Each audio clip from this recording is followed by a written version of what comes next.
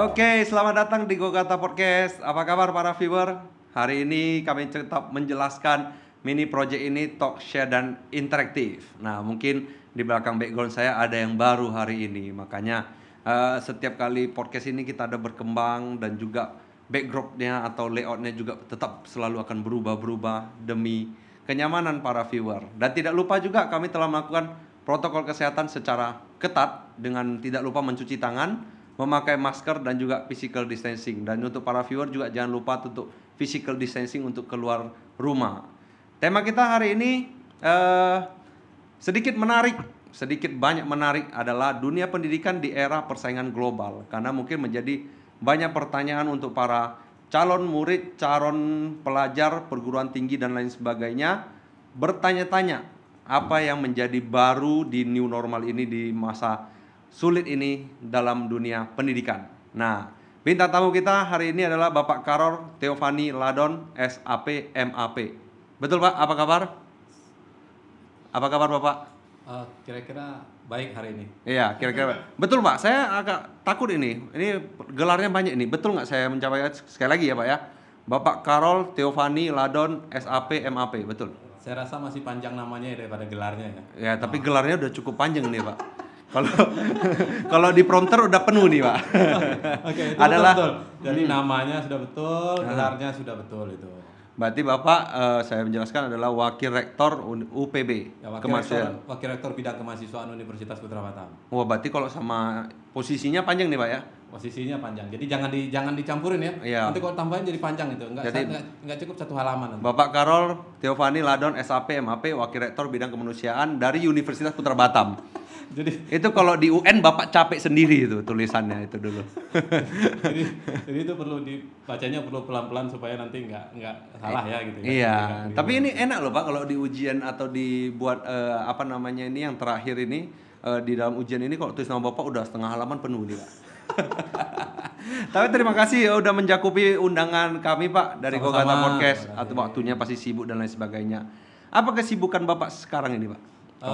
Sekarang saya di Universitas Putra Batam itu dipercaya menjadi Wakil Rektor Bidang Kemahasiswaan Universitas Putra Batam itu sejak tahun 2016 sampai dengan saat ini gitu. Berarti udah 4 tahun ini Pak. Ya, selain dari itu kita juga mengajar. Kebetulan saya berhome base-nya di Universitas Putra Batam itu tepatnya di program studi administrasi negara. Nah, di salah satu program studi. Berarti Bapak juga mengajar, Bapak juga wakil rektor. Ya. Dan juga kemarin kalau kita ngobrol-ngobrol sebelum ini webinarnya banyak Pak ya? Oh, lumayan gitu. Hampir tiap hari kalau nggak salah ya. Hampir setiap minggu kita ada webinar gitu ya. Jadi ada webinar yang diadakan Universitas Putra Batam sendiri dan juga ada webinar yang kita ikuti gitu ya. Ya dalam rangka untuk mencari format bagaimana pendidikan di new normal ini. Tapi sedikit saya korek-korek tentang pribadinya Bapak Karol nih. Jadi saya nih host yang suka korek-korek pribadi orang nih Pak. Ini bahaya nih kalau suka korek-korek nih ya. Kalau lebih harusnya garuk-garuk Pak ya. Bapak ini udah jadi rektor ini udah berapa lama ini Pak? Berarti kan sekolahnya panjang ini Pak. Boleh ceritakan nggak nih pribadi dalam sekolah sampai hari ini? Oke, perlu saya sampaikan bahwa saat ini saya menjadi Wakil Rektor Bidang Kemahasiswaan Universitas Putra Batam ya. Nah, S1 saya begitu ya, kalau saya awali dari S1 itu di program studi administrasi publik begitu ya atau administrasi negara di UPN Veteran Jawa Timur. Dulu ketika masih berkuliah di UPN Veteran Jawa Timur Surabaya itu masih PTS ya, perguruan tinggi swasta. Lalu kemudian tahun 2004 sampai 2008 selesai S1, 2008 kemudian ditawari orang tua begitu ya, mau lagi nggak lanjut kuliah? Oh, saya kok ditawari lanjut kuliah, memang ada ruang gitu ya, nah, kamu kuliah aja katanya. Udah. Jadi saya kuliah lagi di tahun 2008 itu kuliah di Universitas Brawijaya dengan program studi yang sama, Magister Administrasi Publik. Nah itu sampai dengan 2010. Nah kemudian di tahun 2012 kemudian saya datang ke Batam gitu ya.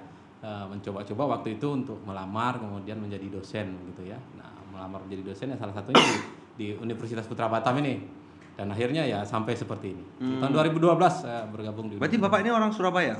Bukan, saya dari Pontianak, Kalimantan Barat. Kalimantan Barat karena dari namanya ini menarik kan, menarik saya untuk Mengorek lagi ya? Iya, mengorek-ngorek.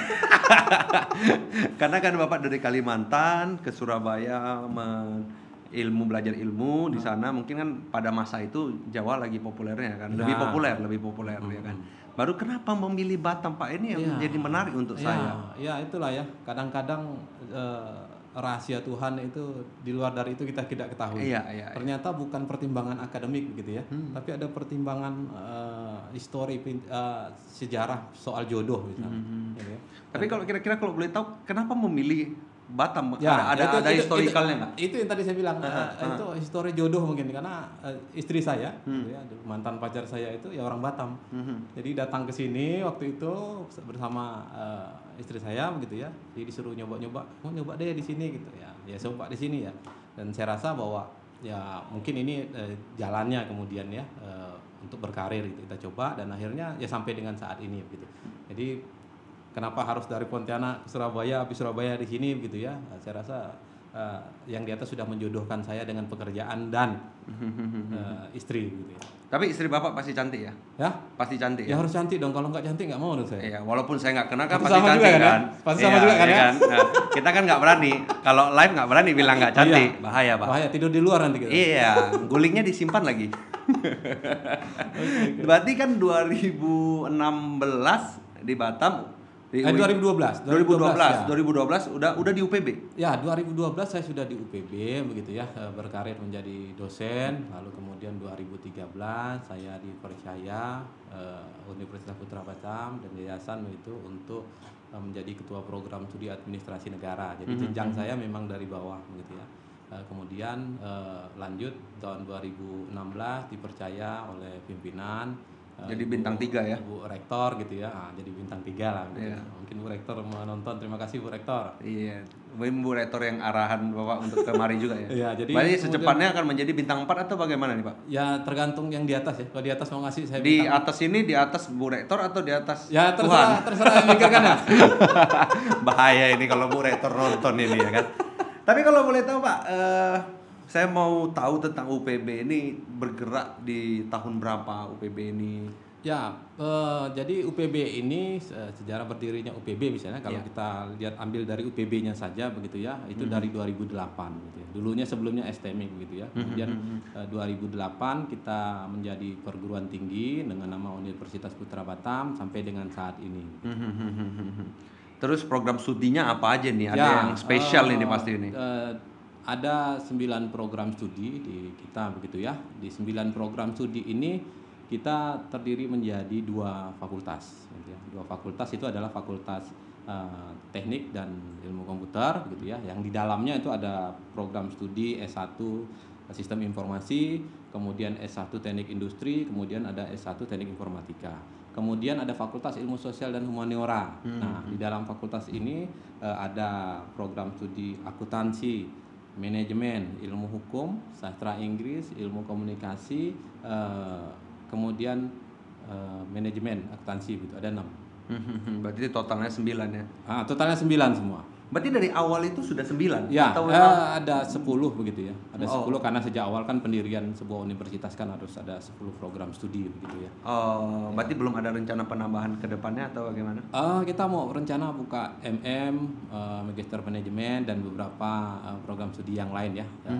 Kita sedang mempersiapkan SDM, fasilitas dan lain sedang kita persiapkan gitu.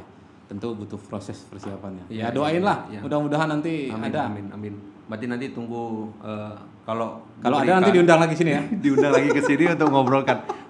Pak dosen ini bisa aja, Pak Rektor ini. Tapi latar belakang untuk menjadi dosen di UPB ini apakah ada yang berbeda dengan yang lain nggak? Ya, baik. Kalau untuk menjadi dosen itu kan syaratnya mesti S2 ya. Jadi S2 yang disesuaikan dengan program studi. Misalnya kalau program studinya administrasi negara misalnya begitu ya, ilmu hukum, maka S2-nya misalnya background-nya dari ilmu hukum atau administrasi negara. Nah, ya seperti biasa prosedur melamar, kemudian tetapi harus kemudian ikut tes. Tetap wajib ikut tes gitu ya, micro teaching misalnya, tes pengajar, lalu kemudian ada wawancara, ada tes psikologi, sehingga kita bisa melihat begitu ya bagaimana kemampuan emosional calon-calon dosen ini, karena kan mengajar bersama para mahasiswa nih ya. Aku udah marah-marah gitu ya. Takutnya ada juga tes yang nggak bisa marah-marah, mungkin bisa jadi Pak, ya kan? Ya, Jadi ya. mungkin dosen harus marah atau bagaimana itu Pak? Ya tidak gitu ya. Ya kan saya rasa teman-teman dosen itu kan ingin mempertegas aturan main yang ada di dalam kelas, kemudian kan ingin membimbing para mahasiswanya begitu ya. Ya mungkin kalau nada suara dan segala macam itu kan hal-hal yang biasa sepertinya. Iya, wajar lah. Wajar Tapi lah. kan zamannya udah berubah Pak. Ya, Kalau zamannya Dulu ya. mungkin sama kayak kita, zamannya mungkin nggak jauh beda lah Pak ya. Ya. Nah, anggap aja zaman kita sama lah Pak ya.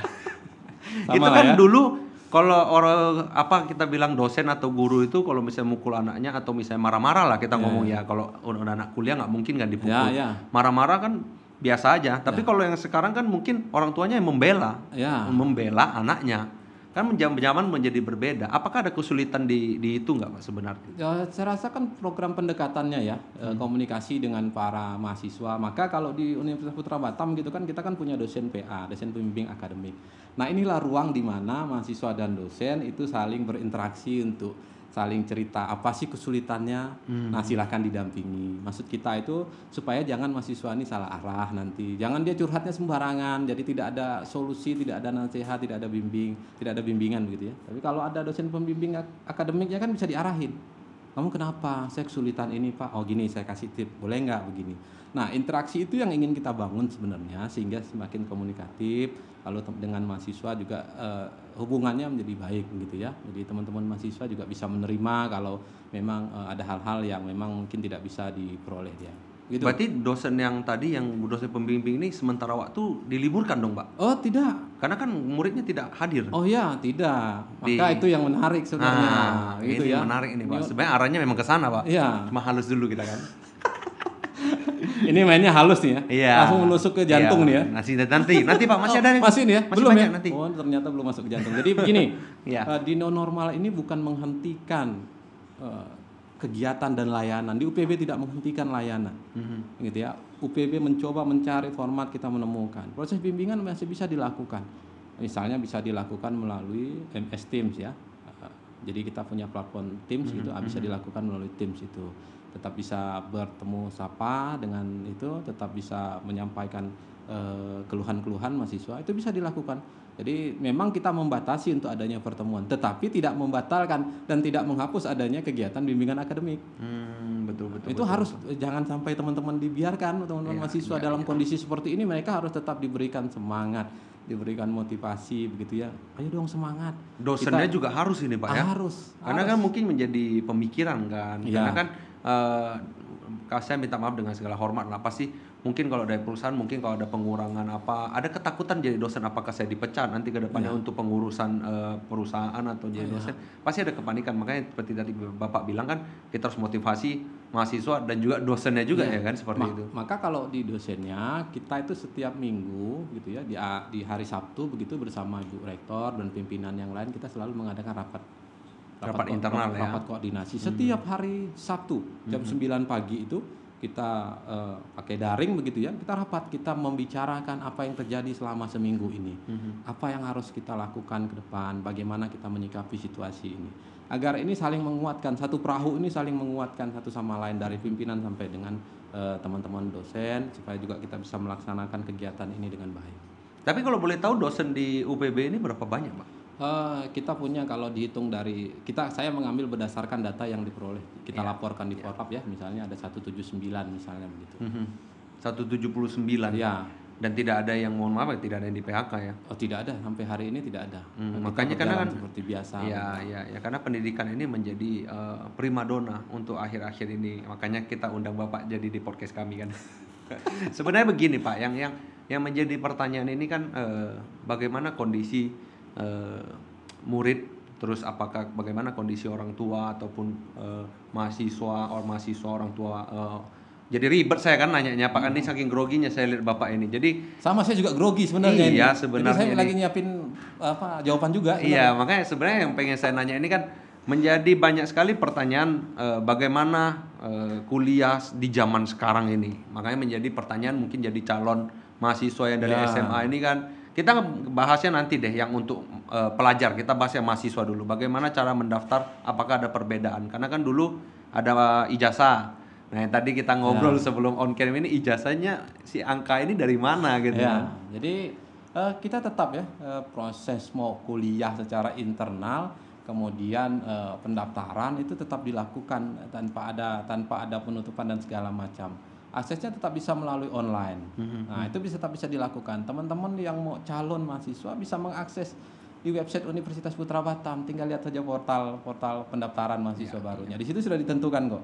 Nah, jadi memang kita siapkan formatnya memang untuk mendukung kegiatan selama pandemi COVID-19 ini, termasuk dengan perkuliahan. Kan jadi banyak pertanyaan ya. Kenapa kemudian ini bagaimana sistem? Jadi UPB itu jauh sebelum ada COVID ini, ya mungkin ini sudah rencana besarnya yang di atas lah ya. Jadi jauh sebelum ada COVID ini, kita tuh sudah menerapkan penggunaan sistem informasi menjadi sebagai bagian dari budaya kerja kita di akademik, kerja kita, aktivitas kita di kampus gitu ya. Mulai dari penggunaan sistem informasi dan ditambah dengan adanya platform Teams. Jadi sebelum COVID itu UPB sudah punya platform Teams. Oh, berarti sebelum ada pandemi ini sudah ada Microsoft Teams ini? Sudah ada. Berarti udah siap dong? Oh ya, saya rasa makanya kita sebenarnya kalau ada pertanyaan, jadi kuliah diliburkan? Oh tidak, kuliah tidak diliburkan.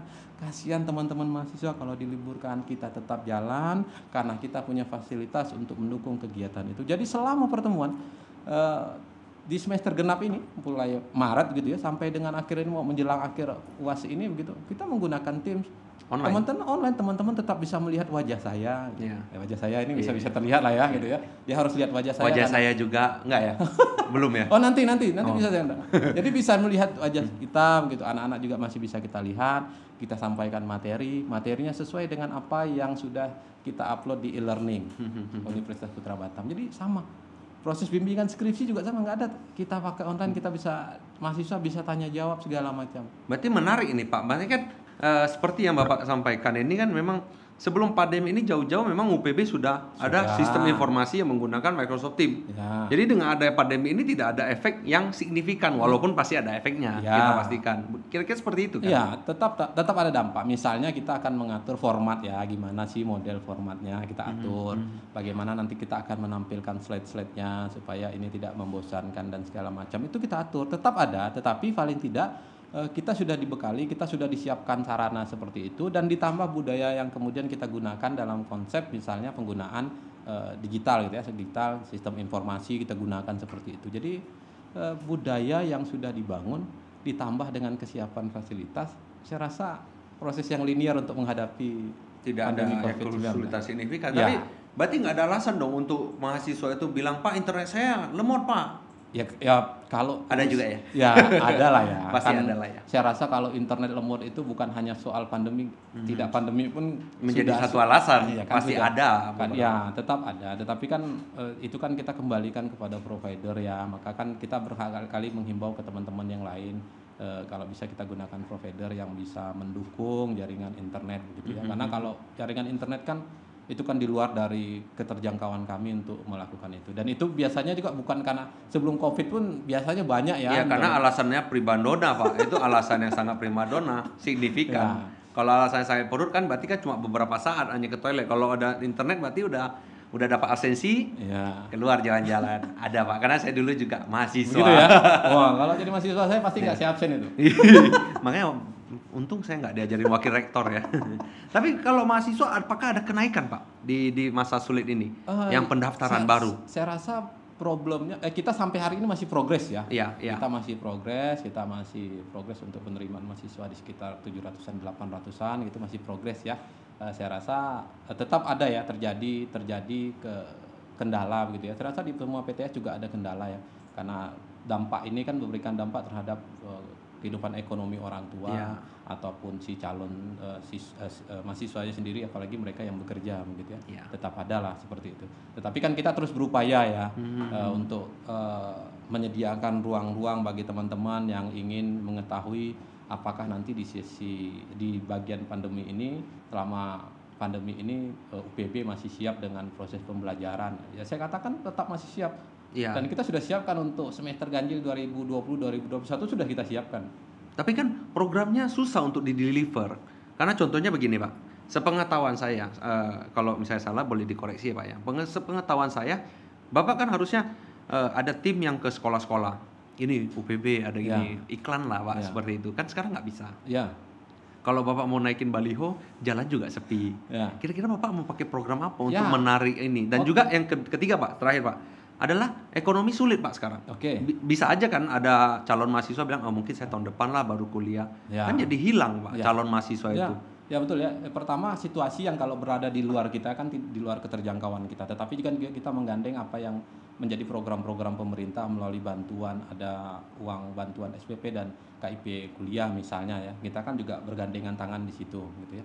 Lalu yang kedua, kalau tadi dibilang sekarang kan tidak bisa Pak, tetap muka konvensional mau iklan mau promosi. Nah ini UPB jauh sebelum ini sudah ini lebih dulu. Spesialnya lagi nih Pak, menarik nih Pak. Jadi Gimana? kita tuh sebelum jauh itu bulan Desember gitu sudah datang ke sekolah-sekolah, sudah kasihkan pelatihan ke beberapa sekolah. Tapi kan itu sekaligus- untuk semester genap Pak. ya kan, Untuk ganjil nanti? ya kan enggak, maksudnya kan itu kan rentang waktu proses yang kita lakukan untuk di semester ganjil 2020-2021. Jadi maksud kita bukan di dekat-dekat ya. Tetapi sudah jauh hari sudah kita persiapkan. Nah sekarang termasuk, nah kalau untuk antisipasi ini kita menggunakan medsos kita. Iya. Nah, jangan lupa loh Universitas Putra Batam punya PBTV, Putra Batam Televisi. Iya, kapan undang saya Pak? Hah? Kapan undang saya? Mau di sana ya? Iya, lihat Oh, berarti mahasiswa. giliran berarti kita ya? Iya, melihat mahasiswa-mahasiswa kan anggap aja Pak saya host terkenal gitu. Nanti saya jelasin sistem kerja sebagai podcaster bagaimana, Oke, YouTuber yang penting dengan bagaimana. catatan bahwa saya nanti jadi pembawa acaranya. Nggak apa-apa Pak. Wah, Nanti kita gantian saya, ya? Iya, nanti saya siapin juga. Iya. Saya siapin prompternya, saya kirim ke Bapak nanti. Wah, aman. Tapi Pak, latar belakang siswa-siswa ini yang seperti Bapak bilang kan pasti ada penaikan, ada penurunan wajar lah bahwa mahasiswa baru dan lain sebagainya. Tapi yang mahasiswa yang setengah jalan terus menyerah dalam arti kata dalam keuangan dan lain sebagainya banyak nggak Pak di masa sulit seperti ini? Ada beberapa ya, tapi kalau di tempat kami itu ya kita bersyukur dan saya rasa tetap semoga nih anak-anak kami tetap dalam posisi rezeki yang oke gitu ya, tetap masih bisa membiayai kuliah. Sampai hari ini kami kemarin melakukan pendataan begitu ya, pendataannya belum masuk juga ke saya untuk melihat bagaimana potensi itu. Nah di semester kemarin kita bersyukur belum ada gangguan yang sebesar itu ya. Iya. Tetap ada gangguan tapi masih bisa diatasi oleh teman-teman mahasiswa itu. Ya kan saya bersyukur mudah-mudahan teman-teman mahasiswa Universitas Putra Batam tetap dapat pekerjaan, kemudian tetap masih bisa membiayai kuliahnya. Iya, Dan ada bantuan lagi, program bantuan dari pemerintah. Yang itu juga sudah kita sosialisasikan. Teman-teman mahasiswa UPB tahu. Untuk semester ganjil nanti ada bantuan SPP. Oh, mungkin bayarnya lebih lambat lah atau dicicil atau bagaimana Pak? Ya, kalau di UPB itu pembayaran memang kita cicil 3 kali satu semester. Tanpa 0% atau bagaimana? Iya, jadi 0%. kita kan cicil, jadi tidak ada yang itu. Jadi kita cicil selama 3 kali gitu ya, secara umum ya. Kita cicil selama 3 kali itu di awal gitu ya, kemudian nanti di awal registrasi, kemudian nanti sebelum UTS dan kemudian ada sebelum UAS. Jadi kan ada jangka waktu buat teman-teman ya. Kita memahami bahwa situasi para mahasiswa kami yang ya backgroundnya bekerja semua. Berarti memang dari program UPB sendiri juga ada, program pemerintah juga ada yang mendukung supaya calon mahasiswa ataupun mahasiswa yang masih dalam semester berlanjut itu masih diamankan lah. Iya, ya kita memang tidak menginginkan adanya mahasiswa DO ya. Jadi kita kan berharap, maka penting pendekatan melalui dosen-dosen PA itu. Tolong dong dicari mahasiswanya, tolong maka di setiap rapat kami itu Ibu Rektor itu selalu menghimbau tolong dilihat para mahasiswanya, dicek baik-baik bagaimana kondisi mereka. Ya. Maka itu yang kita bahas nanti, kita lihat apa kemudian kendala mereka. Itu kan kita fungsinya kita melakukan pendekatan ke mereka. Tapi ada tolak ukur untuk stres nggak? Karena kalau untuk yang bekerja ini kayak saya ini stres Pak sebenarnya. Karena kan pekerjaan ini susah, Ya. terus sepi lah kita ngomong, sedikit income pasti ada. Cuma kan tinggal kembali lagi ke orangnya. Apakah sedikit itu menjadi berkah atau sedikit itu menjadi komplain kan Ya. seperti itu. Ya. Sebenarnya kan tapi kan pasti ada anak-anak yang salah satu anak itu yang masih keberatan dan lain sebagainya, kesulitan dan lain sebagainya, yang mungkin kita harus bantu dari kuliahnya dan lain sebagainya, tapi masih tetap online gitu ya. Ya, makanya kan buat teman-teman yang seperti itu maka saya selalu sampaikan misalnya ke mahasiswa bimbingan PA saya, kalian jangan datang cuma minta tanda tangan dong, saya bilang. Coba cerita apa sih yang kendala misalnya begitu. Ini cara kita, maksud saya untuk melihat apa yang terjadi dengan mereka. Pak, saya kesulitan belajar Pak, saya kuliah dari sekian sampai sekian Pak. Ya. Nah itu kita harus sampaikan kan, oh gini, bisa nggak kamu buat seperti ini? Metode pembelajarannya kita arahkan seperti ini, dia bisa nggak? Nah itu yang menarik supaya teman-teman itu merasa bahwa masih ada kita untuk mendampingi dia. Jangan biarkan dia pusing sendiri, maksud kita ya. Dia sudah ngadapin kerjaan mereka gitu ya, kemudian di tempat kuliahnya juga dalam kondisi seperti ini. Jadi itu makna penting sebenarnya kenapa kehadiran dosen PA itu. Berarti yang tadi sistem perkuliahannya itu saya menarik ini Pak, sistem perkuliahan Universitas Putra Batam yang tadi menggunakan Microsoft Teams ya tadi ya. Berarti kan memang udah jauh-jauh hari dan programnya semua udah di sana. Berarti nggak perlu offline lagi dong. Kenapa? Nggak perlu offline kuliah lagi dong. Ya saya rasa kan ini kan dunia pendidikan perguruan tinggi itu kan masih ada induknya ya. Iya. Ya induknya dalam arti masih ada kementerian gitu ya. Ya segala halnya itu yang mau dilakukan mau offline atau online itu kan tetap mengacu pada kebijakan kementerian gitu ya. Karena mau offline atau tidak offline itu nanti kan arahan kementerian. Kalau kami melakukan tindakan yang di luar dari itu yang tidak dalam petunjuknya, tidak dalam peraturannya nanti dicabut izinnya Pak. Kita juga ya yang kan? kena jewer gitu. Iya, kena jewer dulu habis itu dicabut kan. Iya, maka kan tetap situasi seperti ini kan kita pahami, kita ingin beriringan dengan kementerian. Pak, ini ada viewer dari IG Putra Batam yang menanyakan kapan kuliah offline itu berlangsung? Hayo lo Pak. Oke. Pertanyaannya. Pertanyaannya itu nggak berat ya? Nggak berat ya? Sebenarnya nggak berat. Kan kita udah briefing Pak. Anggap aja berat lah Pak. Ulang ya Pak ya, ulang ya. Oke. Ulang ya. Udah mantap ya. Nggak usah lagi. Kita ulang. Kapan kuliah offline ini berlangsung Pak? Gitu. Ini udah pertanyaan masuk ke jantung belum nih? Dari viewer nih Pak. Oh, dari viewer. Berarti viewernya juga menanyakan ke jantung. Oh, masuk ke jantung. Baik. Thank you viewer. Jadi kalau kuliah offline-nya itu sama sesuai dengan petunjuk pemerintah SKB 4 Menteri, mau zona hijau, zona apa masih tetap online. Ya. Kita tetap mengikuti arahan ya, jangan di luar dari itu. Nanti kan kita juga akan ditegur, karena kan kita satu arahan. Jadi sebelum kami menghadapi atau mendapatkan arahan dari kementerian, biasanya kami akan dapat dari arahan juga dari LL Dikti, Lembaga Layanan Pendidikan Tinggi, yang memberikan arahan ke kami seperti apa. Nah sampai hari ini kita belum mendapatkan arahan terkait dengan kuliah offline. Sifatnya tetap mengikuti anjuran pemerintah. Tapi saya setuju dengan pemerintah. Saya nggak tahu apakah ada yang tidak setuju, mungkin boleh kasih pertanyaan yang menarik. Tapi saya setuju pada pemerintah bahwa perkuliahan dan persekolahan adalah sekolah terakhir untuk mengambil keputusan. Karena bisa menjadi gelombang atau klaster yang baru yang sangat bisa boom aja Pak. Ya kan seperti itu kan. Ya better online. Nah mungkin pertanyaan yang lebih menarik adalah Pak, mungkin ada titipan nih dari mahasiswa. Bagaimana cara UPB pada saat online itu murid semuanya online. Kan banyak yang bilang, halo Pak Guru, habis itu diem dia kan. Iya. Jadi begini ya, awal-awal ya inilah kita mencari format, kita mencari bentuk untuk bisa memberikan yang terbaik ke. Apakah formulanya sudah ketemu Pak? Teman-teman mahasiswa kan. Jadi kalau awal-awal dulu ributnya macam pasar. Iya. Ya biasalah lagi ngetes kan, ini gimana ributnya Mas. Jadi gurunya mute, muridnya hilang. Jadi ya kita buatlah. Jadi perlu ada aturan main di dalam kelas. Ditampilkan aturan main. Ingat, Anda tidak boleh ribut, tidak boleh begini. Yang mengendalikan kontrolnya ada pada dosen. Nah itu perlu disampaikan ke mereka.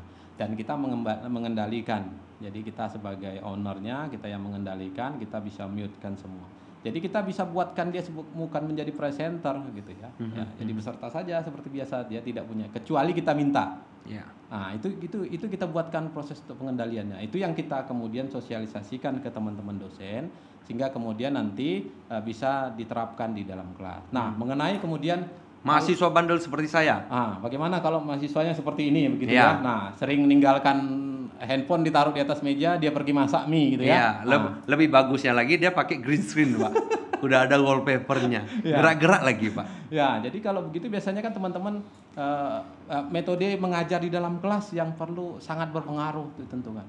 Jangan membiasakan kemudian kita mengajar di dalam kelas memberikan materi itu dalam misalnya 1 jam ya durasi kita memberikan. 1 jam juga kita ceramah. Tahu nggak kira-kira apa akibatnya? Tidur, Pak. Udah tidur, entah ada yang pergi main dengan kawannya main gitaran di depan handphonenya ditinggal gitu ya. Seperti itu, maka metodenya mesti dirubah. Kita harus mengadakan metode yang komunikatif gitu ya. Sering tanya jawab kita tanya. Sesekali boleh kita minta Tolong dong kameranya diaktifkan waktu saya lagi mau ngabsen kalian. Kalau nggak ada gimana Pak? Hah? Kalau bahasa Bapak panggil si A nih, Ah. si Budi lah. Kan yang terkenal kalau Ya. di sekolah sama kuliah ini si Budi nih Pak. Sampai Ya. hari ini belum dipecahkan si Budi ini siapa. Anggap si Budi ini nggak online. Apa yang dilakukan oleh Bapak? Ya kalau dia selama dia tidak online kan dihitung tidak absen, tidak dianggap tidak hadir dia. Kan Oh, berarti- ada kontraknya kan Oh, di dalam. berarti ada juga yang tiga kali tidak hadir mungkin menjadi peringatan atau apa? Ya kan diingatkan misalnya. Ya tentu kan kami juga mengarahkan untuk tidak terlalu keras lah ya, tetapi tetap menegakkan aturan gitu ya. Artinya kalau mereka diingatkan bagi mereka semua, mungkin pertemuan 1-2 kita mulai tahap peringatan, kesampaikan ke mereka, nasihati. Nanti ketiga keempat dia harus tahu konsekuensinya kalau mereka offline tidak melakukan konfirmasi begitu ya. Nah, dia dianggap tidak hadir. Mungkin saya boleh kasih ide Pak, langsung ke sekolah aja Pak. Karena kan sendiri Pak, udah physical distancing dia Pak. Jadi di kelas itu dia sendiri aja Pak. Ya. Menarik kan Pak sebenarnya. Ya. Maksudnya bukan hukuman ya, tapi ini adalah sosial yang baru. Bagaimana kita membangun bahwa sistem yang harus kita rubah Pak. Sebenarnya sistem yang mentalitinya ini kan kita sangat kesulitan, apalagi di Indonesia ini. Saya merasa mentality sebagai orang Indonesia ini banyak yang sulit. Seperti itu, bahwa kuliah komplain, kan saya nggak masuk, Ya. listrik kan nggak jalan, air kan nggak jalan, kenapa SPP-nya nggak Ya, turun, kan ya, seperti ya. itu. Ada juga yang bercanda di Facebook Pak. Yang ngajar kan seharusnya guru. Saya masukkan ke sekolah kan itu guru yang ngajar, dosen yang ngajar. Kenapa sekarang saya yang harus ngajar? Nah, itu masih ada jadi kesulitan seperti itu nggak? Kalau Ya. awal-awal seperti itu yang Ya, saya lihat. awal-awal kan kesulitan seperti itu. Jadi kan kita kan, maka ini pentingnya setiap program, setiap PTS, PTN, kemudian dengan sekolah-sekolah lah misalnya kan, mengembangkan konsepnya seperti apa. Ya. Karena kita ditantang nih, bayar, mana hasilnya, Ya. mana buktinya, gitu ya. Nah kalau di kami di UPB itu tidak ada, tetap prosesnya berjalan seperti biasa. Maka yang perlu diketahui bahwa tidak ada proses yang dihilangkan. Proses belajar mengajar tetap. Maka kita siapkan bagaimana teknisnya. Nah, dosen-dosen itu sudah diajarkan lebih dulu, sudah diberitahu, ini Pak teknisnya seperti ini ya.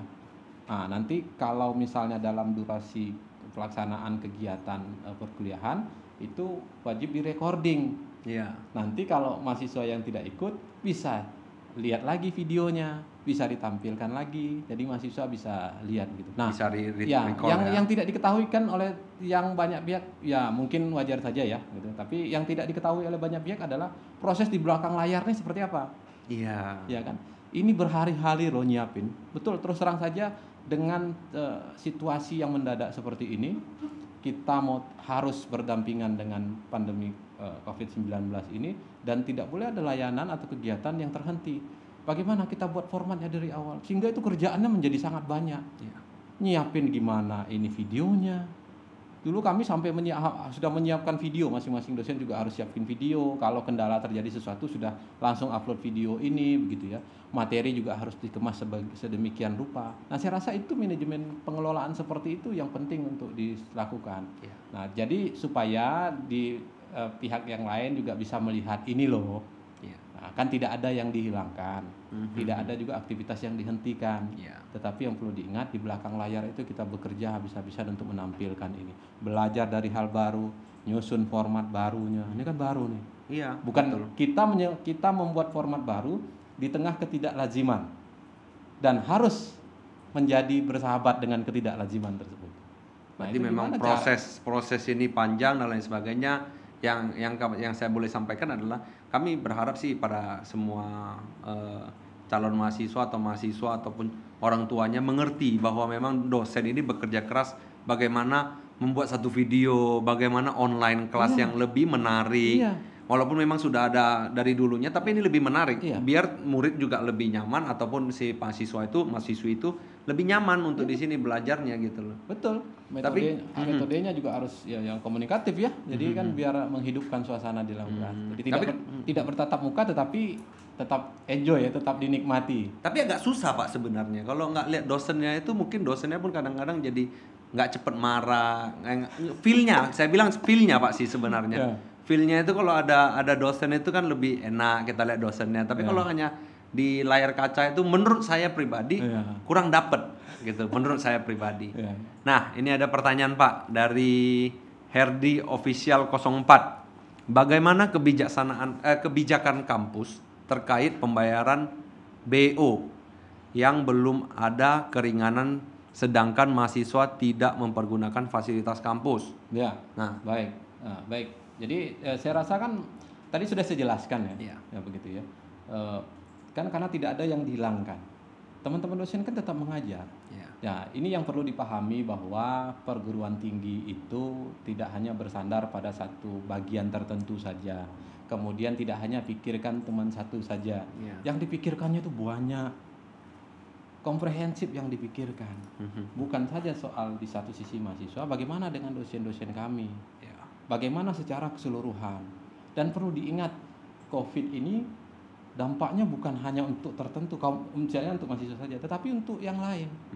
Nah, intinya kan selama proses ini tetap berlangsung, selama proses pelayanan, pendidikan, perkuliahan, skripsi tetap dilakukan dan teman-teman dapat menerimanya kan tidak jadi persoalan sebenarnya, gitu maksud saya. Mungkin menurut viewer ini bahwa BOP tadi ya, saya koreksi tadi BOP, bahwa mungkin fasilitas offline-nya, mungkin fasilitas yang ke kampusnya dan lain sebagainya, tapi itu kan diganti Ya. ke online yang Ya. lebih komprehensif seperti tadi Bapak bilang. Ya semester kemarin juga yang sebelumnya pembayaran yang kedua misalnya teman-teman juga dikasih dispensasi untuk memperbolehkan untuk pembayarannya tidak di hari itu, misalnya deadline-nya hari ini ya, tidak mesti nanti di akhir-akhir juga bisa gitu. Lalu kemudian tidak ada denda, penghapusan denda juga dihapus. Saya rasa itu sudah langkah yang kemudian mencoba untuk menetralisir keadaan ya. Nah, di samping juga kita juga ingin mengakomodir program-program bantuan dari pemerintah. Jadi saya rasa kita sudah cukup untuk bisa melihat, memahami bagaimana situasi yang terjadi. Kami harus tetap berada di tengah untuk bisa melakukan Menjembatani. Iya, kan ini kepentingannya banyak. Saya sekali lagi saya sampaikan, bukan hanya. Saya rasa semua PTS semua itu juga kami juga dengan teman-teman WR3 yang lain saling berdiskusi bahwa maka sampai tempat ada guyonan bahwa selama masa pandemi ini sistem imun WR3 agak turun. Karena hanya yang seperti ini begitu kan. Ya tapi ya kita harus jelaskan gitu. Kami kok rapat soal bantuan dan segala macam ini dari arahan dari kementerian itu bisa 2 minggu kemarin itu bisa sampai 5 kali. Waduh, itu melelahkan. Mencari formulanya. Iya, kita cari formula, kita tentukan seperti ini begitu. Kebijakan yang harus diambil dengan konkret gitu. Tapi kalau boleh tahu untuk mungkin calon mahasiswa yang menjadi viewer kita hari ini, mungkin mau tahu Pak, biaya pendidikan di UPB ini berapa? Jadi secara umum ya, karena biaya itu kan ditentukan berdasarkan program studi. Kemudian akan ditentukan berdasarkan lokasinya di mana. Nah, teman-teman itu bisa akses kok di webnya Universitas Putra Batam gitu, bisa akses ke sana. Nah, rata-rata misalnya itu kalau yang calon mahasiswa gitu ya, itu mereka tetap harus membeli form pendaftaran ya. Ada biaya registrasi, kemudian ada BOP begitu ya. Nah, yang saya akan bacakan sini adalah BOP secara keseluruhan ya. Range-nya aja Pak, range-nya. BOP-nya itu range-nya kalau untuk seluruh program studi di antara 2 juta sampai 2.750.000 per semester. Nanti ditambah dengan biaya SKS mereka. Dan itu dibayarkan 3 kali. Jadi tidak sekalian ya. Berarti dari 2 jutaan itu dibagi 3 kali. Dibagi 3 kali, nanti SKS-nya dibayarkan di sebelum UTS, nanti dibayarkan lagi sebelum UAS gitu. Jadi ada 3 kali pembayaran. Tapi ada nggak jalur beasiswanya Pak? Mungkin ada yang pintar, tapi saya sih nggak di jalur beasiswa. Saya dulu sih nggak. Ya, saya nggak nyinggung ke sana sih kayaknya. Itu kecuali saya buat acaranya ya. Jadi UPB punya jalur beasiswa. Sekali lagi teman-teman bisa cek juga di websitenya UPB. Ada jalur prestasi. Kalau untuk yang calon mahasiswa ya. Jadi bisa lihat nilai rapotnya gitu ya. Nah, pertimbangan itu nanti ada potongan berapa persen, sekian persen gitu ya dari biaya ini gitu. Nanti itu bisa. Nah, untuk mahasiswa sendiri kita punya beasiswa unggulan gitu ya. Nah, beasiswa unggulan ini biasanya diperuntukkan bagi teman-teman yang punya nilai IPK-nya jago-jago semua. Nah, itu dikasih beasiswa. Kemudian ada beasiswa PPA lagi. Nah, apa ini peningkatan prestasi akademik. Nah, itu yang langsung diberikan dari LLDT wilayah 10 dari kementerian melalui LLDT wilayah 10 dibagikan berdasarkan kuotanya. Nah, di UPB tahun lalu itu mendapatkan 99 dan setahu saya nilainya per semester itu 4 juta. Lumayan kan 4 juta? untuk mahasiswa satu semester dikasih. Satu semester dikasih 4 juta. Ya, jadi mereka Berarti sama SKS juga dibayarin begitu. ya itu makanya kalau PPA itu uangnya itu ditransfer ke rekening mahasiswa. Maka saya kalau pembagian beasiswa itu waktu membagikan buku tabungan saya ingatkan. Jangan 4 juta nih lari ke tempat yang lain ya. Iya, ya. kan 2 juta lumayan bisa beli sepeda Pak sekarang kan. Goes. Iya kan lagi booming Iya, ya kan. pasti ada dong beberapa anak yang 4 juta beli goes ya kan. Tapi enggak lah Pak, tapi kan itu beasiswa. Iya. Itu kan untuk anak-anak bandel yang seperti saya. Saya nggak ngomong itu ya, viewernya aja yang dia nanti. Menyanggupi tadi yang dari Henry ini, saya mau nanya Pak, fasilitas apa aja yang diberikan yang berbeda dari sebelum pandemi dan setelah pandemi? Ya. Kalau sebelum pandemi mungkin parkiran gratis dan lain sebagainya, tapi setelah pandemi berbeda. Ya, kalau di UPB sih parkiran tidak berbayar ya. Jadi Ya. sekarang diperluas malahan parkiran supaya kenyamanan teman-teman mahasiswa gitu. Spesial itu Pak, program unggulan tuh. Jarang yang ada yang sana. Jadi fasilitas itu misalnya kita punya PBTV ya, Putra Batam Televisi. Yes, yang Saya tadi. rasa satu-satunya universitas di Kepulauan Riau punya. Tapi tayangannya apa Pak? Tayangannya Pendidikan? seputar pendidikan, nanti seputar kuliner, yang kemudian juga akan melibatkan mahasiswa. Talk show, peliputan nanti kegiatan-kegiatan mahasiswa, misalnya UKM Buddha kita pernah melakukan kegiatan penanaman pohon. Nah itu nanti dia minta minta izin untuk bisa diliput begitu ya. Nanti mereka teman-teman PBTV ngeliput. Nah, berbagai macam kegiatan yang sifatnya kemudian ingin menyampaikan ke masyarakat luas tentang ini loh program, ini loh fasilitas. Nah selain itu kita punya lab ya, jadi 3 lokasi Tiban, Tembesi, Nagoya itu kita punya lab komputernya masing-masing. Karena teman-teman yang mau ujian kan bisa di sana. Nah selain dari lab komputer, setiap kampus itu di setiap lobbynya kita letakkan komputer gitu ya, yang kemudian nanti teman-teman mahasiswa kapan saja bisa ngecek mau apa sih keperluan mereka, bisa, dan hotspotnya juga ada. Berarti bisa juga titip podcast ini ke talk show tadi ya Pak ya? Oh iya bisa. Jam 9 malam gitu. Jadi, makanya nanti giliran saya ngundang maksud saya. Oh, tapi ini masukin dulu Pak. Baru nanti undang. Jadi episode kedua Pak. Aman-aman. Nah mantap itu kan. Tapi menurut Bapak, dunia pendidikan sekarang ada mengalami perubahan nggak? Menurut Bapak ini ya. Jadi wakil rektor UPB-nya dilepas dulu. Nah, Ya. menurut Bapak, Ya. ini kan masa sulit. Ya. Pasti ada beberapa sistem pendidikan atau dunia pendidikan di Indonesia ini kan harus mengalami perubahan. Seperti Ya. tadi yang kita sampaikan, Wakil Menteri juga udah menyampaikan. Nah, menurut Bapak bagaimana? Ya, saya rasa ke depan itu tantangan dunia pendidikan itu semakin sangat strategis sekali ya. Mengapa saya bilang sangat strategis sekali? Karena perguruan tinggi akan dihadapkan pada perkembangan ilmu pengetahuan dan teknologi yang sampai hari ini kita bisa lihat bagaimana kemajuan teknologi yang bapaknya saja bisa tidak tahu ketimbang anaknya. Anaknya bisa lebih tahu. Dia tinggal searching saja YouTube, dia searching saja. Nah, itu tantangan. Maka ke depan itu yang kemarin saya mengikuti webinar bersama Pak mantan Wakil Menteri, Pak Fasli. Beliau menyampaikan bahwa ke depan itu bisa saja tipis perbedaan yang punya ijazah dengan yang tidak. Karena akan dibalut, akan dilihat paket komplitnya adalah kompetensi seseorang. Menarik, Pak. Ya kan, jadi bukan hanya ukurannya ijazah saja kan, ternyata kemampuannya. Dan katanya di beberapa perusahaan misalnya ya, yang disampaikan di webinar itu di luar negeri sudah menerapkan hal demikian gitu. Nah ini kan menjadi perhatian pendidikan tinggi di Indonesia begitu ya. Bagaimana kemudian kita bisa mengarahkan pada itu. Maka Mas Menterinya sekarang menerapkan program Kampus Merdeka, Merdeka Belajar. Jadi untuk membuat paket komplit di diri seseorang, misalnya saya lulusan misalnya administrasi negara, harusnya saya juga bisa dong sistem informasi, begitu. teknologi gitu ya. Dan saya juga punya kemampuan dong, harus siap kerja misalnya di tempat di perusahaan ini, siap punya kemampuan leadership gitu. Nah itu paket yang ingin komplit, yang tidak hanya kita kita pertukarkan dengan ijazah saja. Tapi memang sangat menarik. Memang ijazah itu kan menjadi untuk sebagian orang ijazah ini hanya formalitas. Bahkan sekarang ini kita dipaksakan di masa sulit ini, bukannya kita ngomong masa sulit ini, tapi masa sulit ini mendatangkan positif, Pak. Ya. Positif yang bahwa kita tidak bukan mengesampingkan lah, kita menyampingkan bahwa ijazah ini penting dan lain sebagainya. Tapi kan memang kejujuran, kerjasama, terus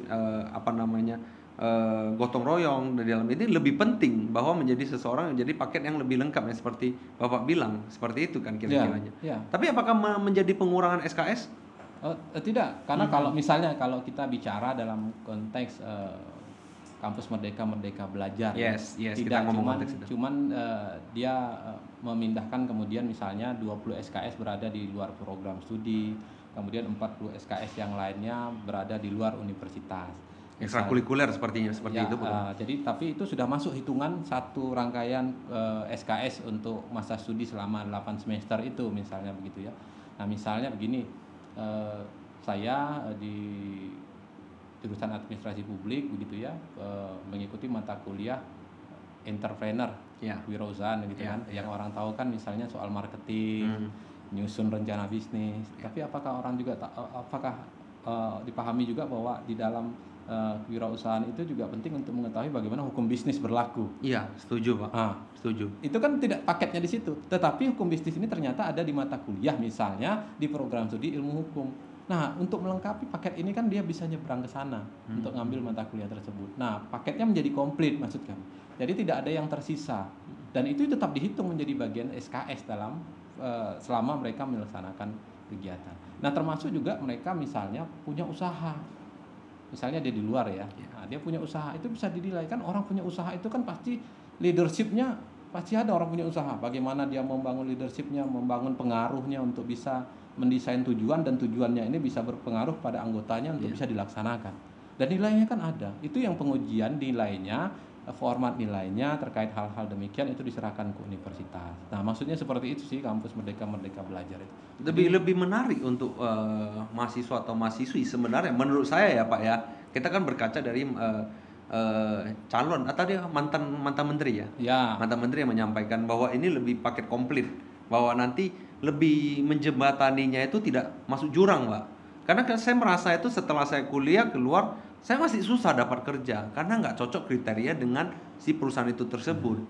Menurut Bapak bagaimana? Ya itu PR terbesar ya, saya rasa. Yang tidak bisa disingkat inilah. Tidak disingkat itu ada jembatan ya. Maka saya bilang tadi dari SMK kemudian SMA sederajat, perguruan tinggi ke industri itu harus punya posisi yang sejajar. Saya rasa itu sudah arahan dari kemarin ya untuk mempertemukan bagaimana jembatan ini bisa terhubung gitu ya. Sehingga yang lulusan perguruan tinggi ini mampu terserap di perusahaan-perusahaan dan perusahaan merasa bahwa ini sudah sesuai dengan yang kami inginkan. Maka jembatan ini perlu ada gitu ya, untuk melihat.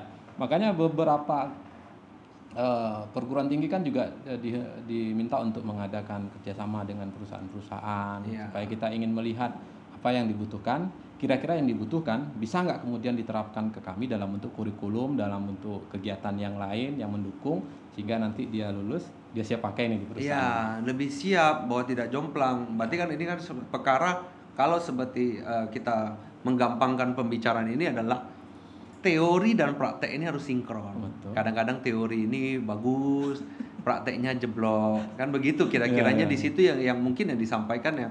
Kalau boleh saya tarik garis besarnya memang di situ. Tapi memang untuk menghadapi persiapan oleh dunia pendidikan Indonesia ini, menurut Bapak apa aja yang mesti dipersiapkan di dunia global sekarang ini? Ya, seperti yang saya sampaikan tadi bahwa itu juga sudah disampaikan oleh Mas Menteri. Sebenarnya Mas Menteri itu menginginkan bahwa SDM kita itu unggul dengan paket komplit tadi.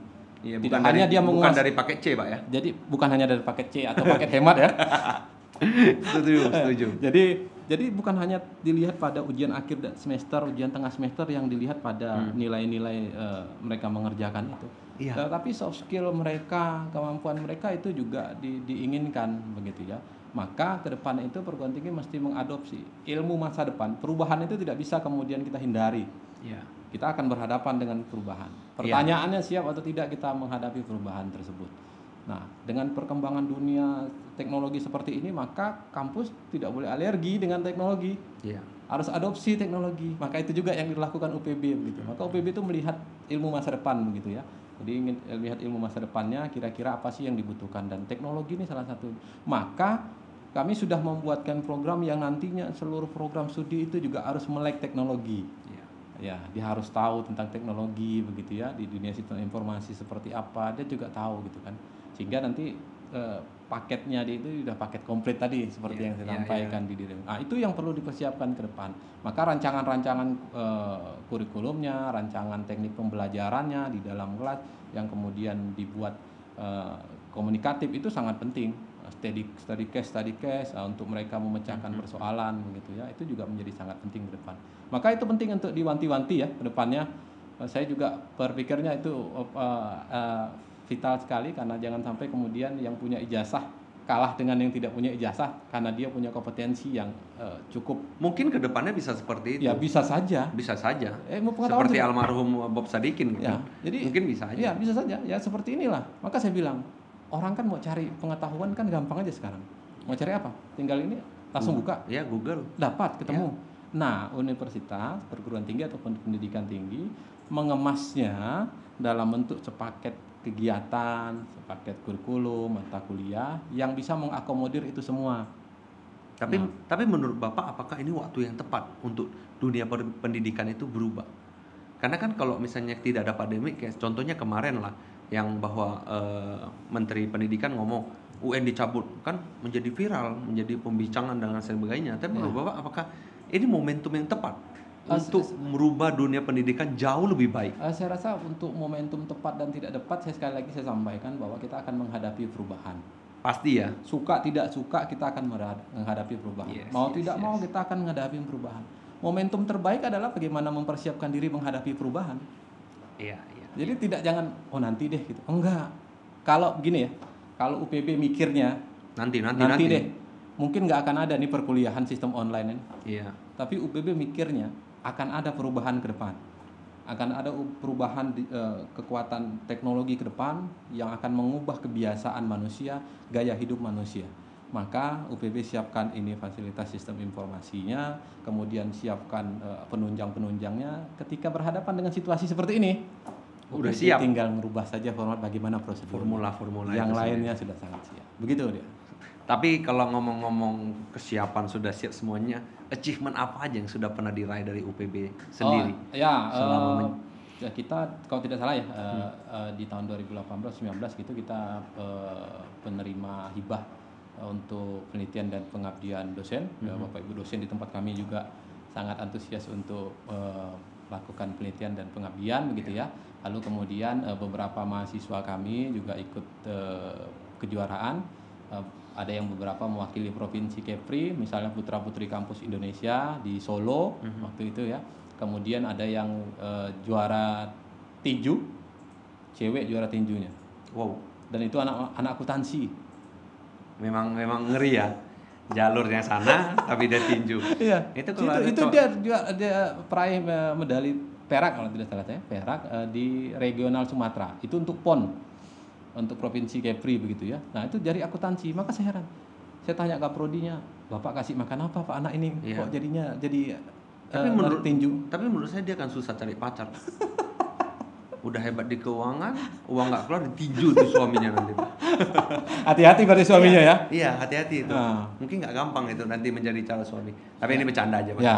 Nah, terakhir Pak, untuk ini memang tidak terasa ngobrol dengan Bapak. Apa pesan Bapak kepada mahasiswa-mahasiswi Indonesia yang sedang menuntut ilmu sekarang?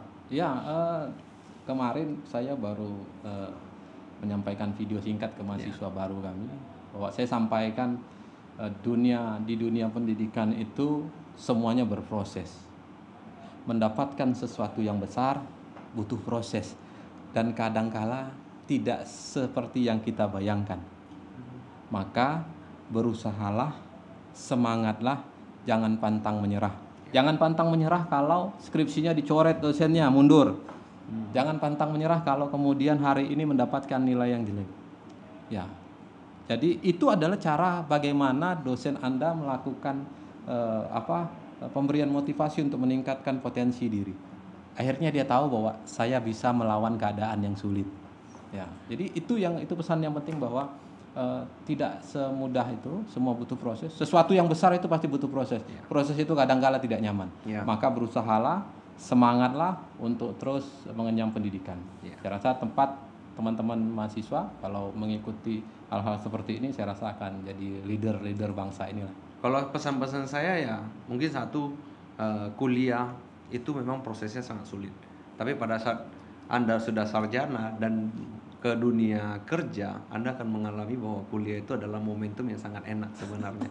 Itu yang mungkin akan saya pesankan. Makanya kadang ada yang mahasiswa menyerah di tengah jalan dan lain sebagainya, tetap berusaha mati-matian sampai ke sarjana. Kalau bisa S2, lanjutkan S2. Betul, betul. Ada mahasiswa saya, dia itu tamatnya kalau nggak salah saya lebih dari 8 semester. Iya. Tetapi dia punya semangat yang tinggi mengalahkan teman-temannya yang lain. Iya. Dan dia bilang ke saya, "Pak, saya mau berusaha sampai selesai." Saya bilang itu yang penting. Iya. Semangatmu masih ada untuk selesaikan kuliah ini, maka kamu udah selesai sekarang. Bahwa nilai yang menjadi kedua. Iya, Karena nanti- kan dulu ini kan nilai yang menjadi pertama kan. Ya untuk stigmanya kan seperti itu Pak. Bahwa nilai itu pertama. Bahwa kita harus IPK-nya segini, IPK-nya segini. Bahwa sekarang kan mentalitinya kita harus mengajarkan bahwa IPK berapapun ya it's okay, tapi setidaknya kamu S1 minimalnya. Dan mungkin di tahun-tahun berikutnya udah minimalnya S2 Pak. Karena kan dulu kan gertakan orang tua itu minimal lu S1 baru dapat kerjaan. Seperti itu kan. Mungkin ke depannya gertakannya S2 atau mungkin ada mentality yang berbeda. Kita nggak tahu bahwa zaman yang sudah berubah. Seperti itu ya Pak ya. Bisa jadi seperti itu ya. Dunia yang ke depan dengan model seperti ini ya bisa saja. Bisa saja S2 atau S1 paket komplit. Ya. Soft skill-nya mesti ada, sertifikasinya mesti ada. Nah, Oke. itu yang diwanti-wanti generasi muda ke depan. Anyway Pak, segmen terakhir Pak. Saya mau nanya segmen 3 kata Pak. 3 kata untuk Universitas Batam yang cepat aja Pak. Universitas Batam, UPB. UPB tetap selalu digital. Digital. Satu Kampus, kata Pak, jangan banyak-banyak Pak. Segmen 1 kata Bu. Berapa? 3 kata kan? Iya, digital 1. Eh, Yang kedua, kita punya pembelajaran tepat waktu, tepat waktu, komprehensif. komprehensif, Ya. dan digital tadi Digital. ya. Oke Pak. 3 kata untuk Kota Batam. Tetap selalu maju. Tetap selalu maju ya. Dan terakhir, 3 kata untuk pendidikan Indonesia. Kira-kira apa 3 ya? 3 kata. Mentally, kalau saya mental ya Pak. Mental yang harus berubah ya. Paket komplit semuanya. Ya. Anyway Pak, thank you atas waktunya. Saya izin closing dulu Pak. Anyway para viewer, thank you untuk sudah lihat podcast ini. Jangan lupa untuk like, share, dan subscribe di YouTube kami, Gogata Event Planner. Dengan Anda memberikan subscribe untuk kita berkarya. Dan juga terakhir, stay safe, stay healthy, and stay at home. Thank you.